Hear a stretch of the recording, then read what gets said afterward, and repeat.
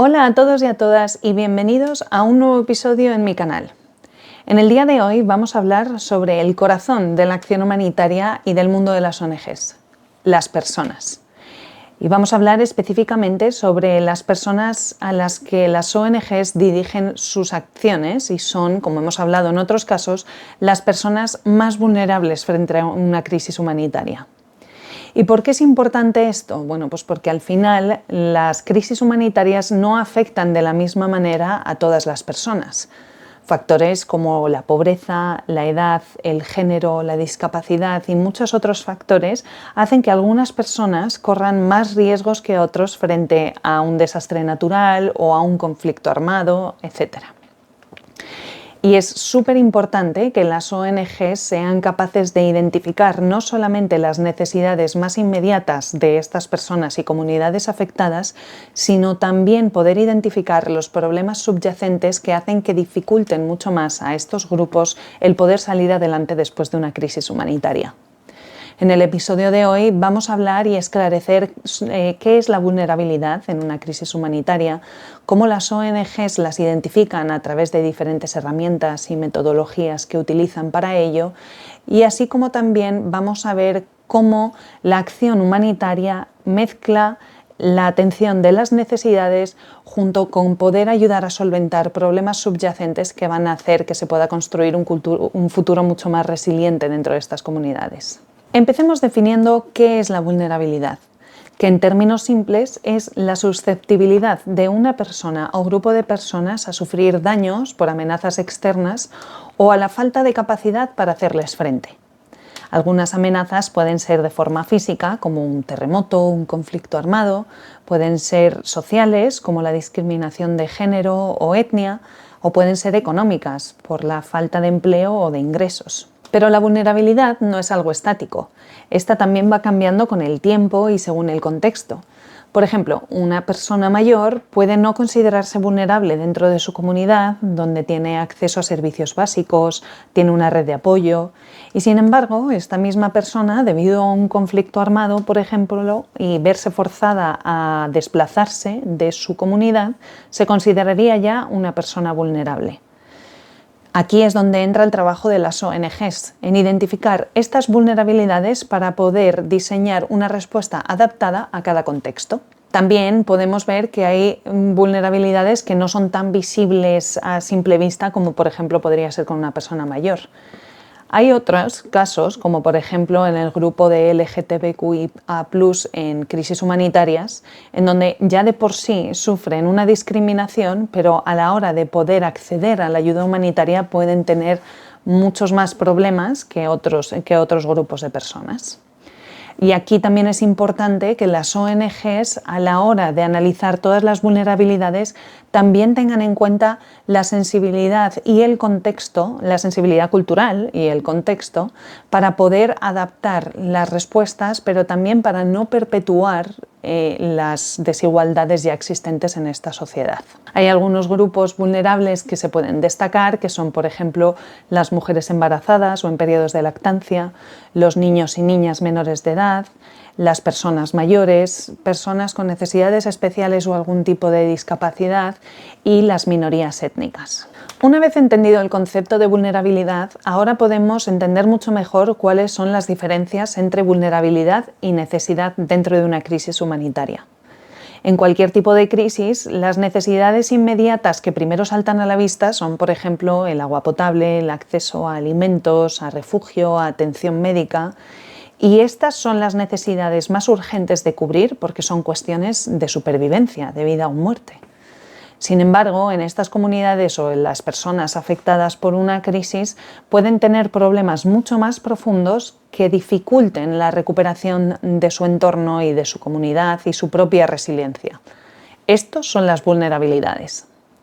Por ejemplo, una comunidad que sufre un terremoto, los primeros servicios que llegan son para cubrir las necesidades más básicas, es decir, les distribuyen agua potable, alimentos, lonas para refugio, dan acceso a la atención médica básica para todas aquellas personas afectadas por el terremoto. Sin embargo, si esta comunidad ya vivía en extrema pobreza antes del desastre, su recuperación va a ser mucho más difícil de realizar. Además, si no tienen acceso ni a educación ni a empleo, estas comunidades, al recibir ayuda humanitaria, pueden estar en riesgo de empezar un ciclo de dependencia de la ayuda humanitaria. Y aquí es donde es importante que las ONGs tengan en cuenta e integren la acción de prevenir y asistir en lo más urgente, en estas necesidades, pero sin perder de vista los problemas ya existentes de fondo. Y esto se hace sobre todo con planificación y colaboración de las comunidades. Esta planificación y colaboración con las comunidades lo que evita es que estas comunidades afectadas entren en este ciclo de dependencia del que hemos hablado. Pero esta comunicación, planificación y colaboración con las comunidades es algo que se ha ido aprendiendo a lo largo del tiempo. Históricamente, sobre todo durante el siglo XX, la respuesta humanitaria o de la asistencia humanitaria era meramente enfocada en asistir a personas para salvar sus vidas, es decir, atención médica, asistencia con alimentos y con agua y con refugio. Era sobre todo un enfoque que se utilizaba durante las guerras mundiales, donde lo primordial era salvar vidas. Sin embargo, durante las décadas de 1980 y 1990, cuando ya las crisis humanitarias empezaron a prolongarse y en situaciones como la hambruna de Etiopía o el genocidio de Ruanda, se veía que la tradicional asistencia humanitaria ya no servía. Se empezaron a dar cuenta que la asistencia inmediata o las ayudas externas podían servir en un inicio para salvar vidas, pero que sin embargo esta asistencia lo que hacía también era generar este ciclo de dependencia de alimentos, de asistencia con servicios básicos, y al final esto prevenía a las comunidades afectadas de poder reconstruir y rehacer sus propios sistemas y que funcionaran ellos solos sin la ayuda humanitaria eventualmente.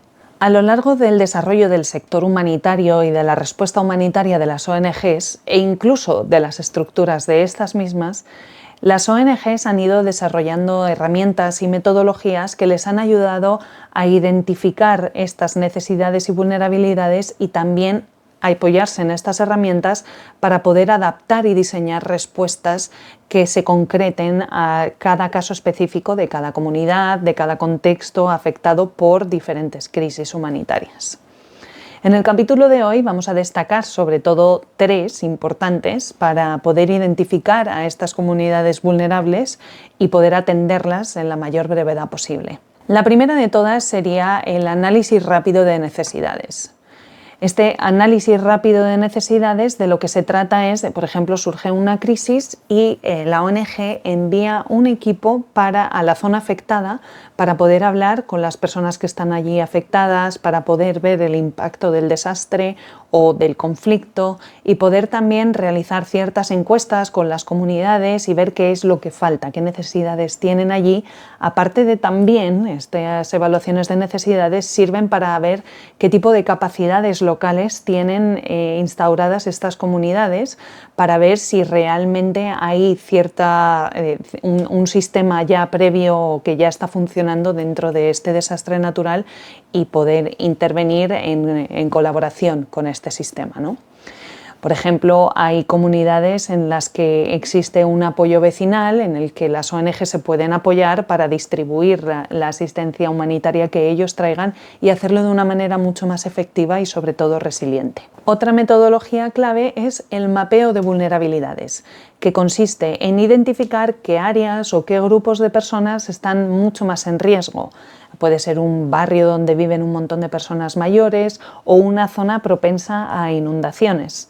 Con esta información, las ONGs pueden adaptar su intervención y pueden diseñar una prioridad dentro de su intervención para estas zonas más vulnerables. Y por último estarían las consultas comunitarias, que estas, aunque antes se pasaban mucho más por alto, son cruciales.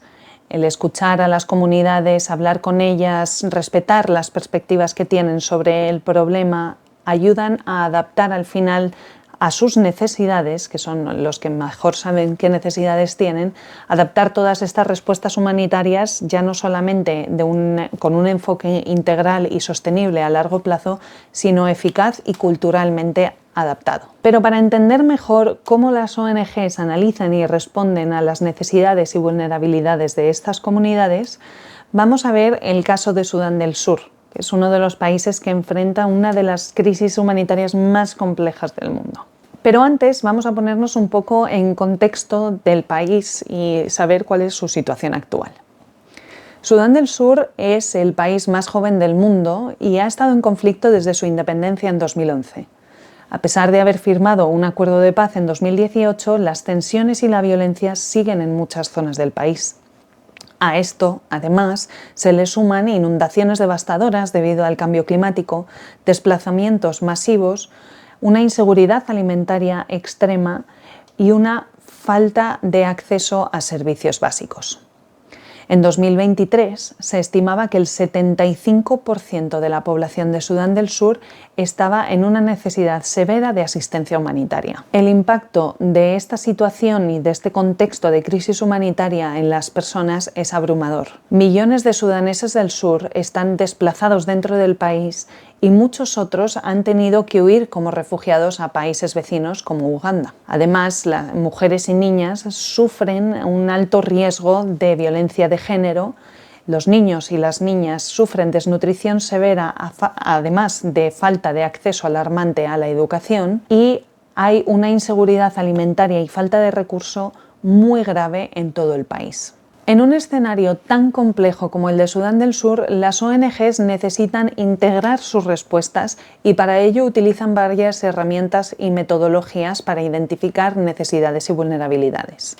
Si empezamos por una evaluación rápida de necesidades, cuando surge un brote de violencia o unas inundaciones, las ONGs mandan equipos a estas zonas afectadas para poder identificar qué personas han sido afectadas por la crisis, cuáles son las personas más vulnerables y qué necesidades hay inmediatas. Por ejemplo, gracias a estos análisis rápidos de necesidades, pueden identificar cuántas personas han sido desplazadas, cuántos niños y niñas están en peligro de desnutrición y necesitan una atención terapéutica inmediata para combatir esta desnutrición, si tienen en las comunidades acceso a agua potable o a lona para refugios.